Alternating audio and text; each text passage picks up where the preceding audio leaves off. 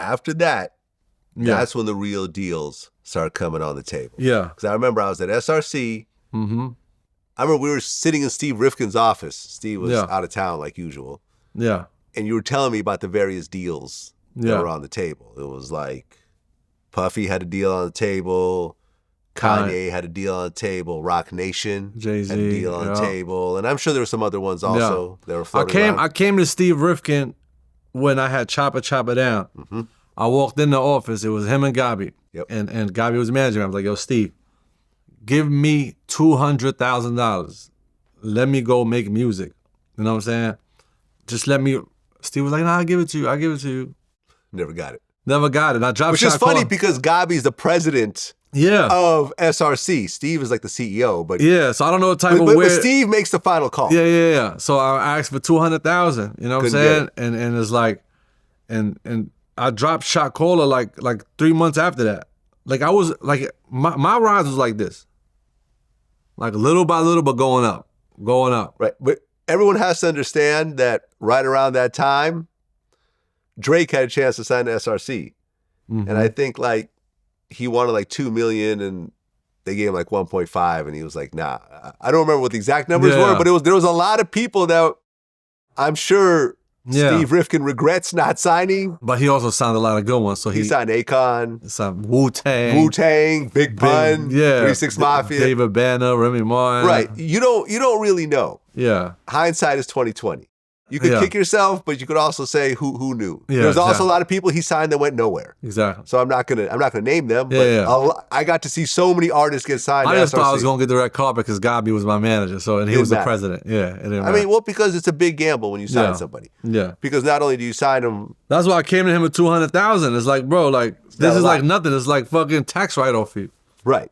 But he also probably has to spend about $1 million to promote you to get to a point. So it's a big play. It's not just the $200,000. But then it didn't make sense. I asked him for $200,000.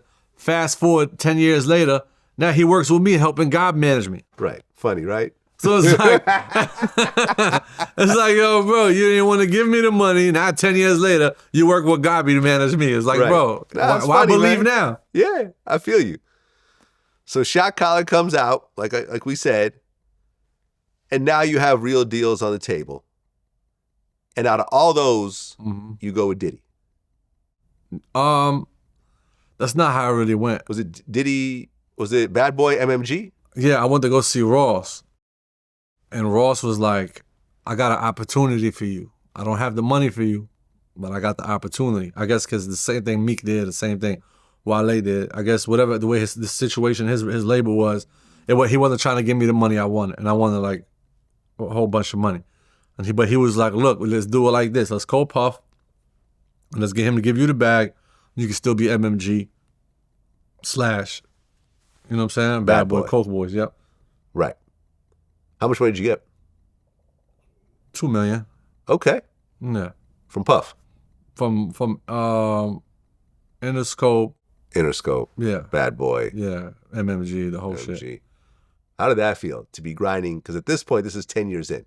I mean, honestly, by the time I got it, I didn't even, it was just like overdue. You know, like when Allah always give you things like when you're ready for them, never when you want them. You know what I'm saying? Yeah. When I got it, I was ready to work. Right. But I'm glad I got it at that time because after Shot Caller, I had missiles. Yeah. So maybe if I'd have got it before, I'd have probably, I'd have had Chop It Down. Then I would, like, it just happened at the right time. Exactly. And you and Puff became very close over the years. Yeah. I mean, he called you like his guardian angel and stuff like that. No, but he was my dog. He was my dog. I mean, we was doing a lot of business together. You know what I'm saying? We were doing a lot of business together, and he was somebody that was making money without rapping. Yeah, a lot of money. And I kind of took a liking to that because who the fuck wants to rap their whole career? You know what I'm saying? Even, when I see artists not taking no breaks, because it comes with a lot. You know what I'm saying? Rapping comes with a lot, especially when you're dropping albums, clearances, this, that, videos, this. It's like dropping an album is like having a baby. You know what I'm saying? Yeah. And that's what it basically is. So I was taking a lot of liking to not rapping. So I was learning. That's why I got the French Vanilla Ciroc with him and all the other things that I was getting done. So I was taking a lot of notes. And right around the time that you're signing, SRC is essentially closing up shop. Yeah. So we had to move out. Yeah. And Vlad TV had to go to its next chapter. Yeah. And, That motherfucker never gave me credit for bringing you there. Well, I'm giving it to you now. Oh, thank you, my brother. Absolutely. Appreciate it. Absolutely. So it was like me and you at that point had kind of weren't around each other on a regular basis, and you're doing your career, I'm doing my career, and so forth.